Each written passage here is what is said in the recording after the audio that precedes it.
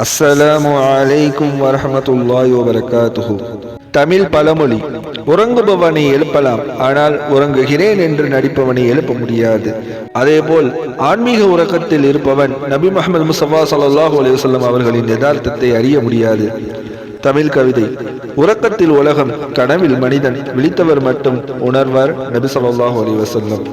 இக்கவிக்கு ஏற்றாற்போல் இமாம் பூசரி ரஹ்மத்துல்லாஹி அலைஹி தனது புர்தா ஷரீஃபில் 50வது பைத்தில் இவ்வாறாக குறிப்பிடுகிறார்கள்: وَكَيْفَ يُدْرِكَ فِي الدُّنْيَا حَقِيقَتَهُ قَوْمٌ نِيَامٌ تَسَلَّوْا عَنْهُ بِالْحُلُمِ.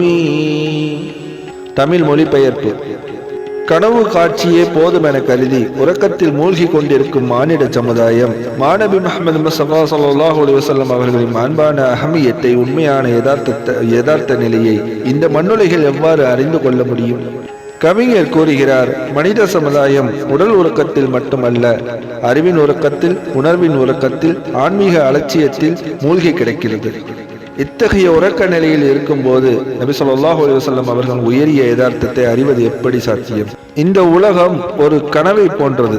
அதில் மூழ்கிய மனிதன் கனவையே உண்மை என்று நினைத்துக் கொள்கிறார். ஆனால் நபி முஹம்மது முஸ்தபா ஸல்லல்லாஹு அலைஹி வஸல்லம் அவர்கள் கனவுக்குள் தோன்றியவர் அல்ல, கனவால் அளவிடப்பட்டவர் அல்ல. அவர் உண்மையின் மையம். உண்மையில் விழித்தவன் மட்டுமே அவர்களின் மகத்துவத்தை சிறிதளவு உணர முடியும்.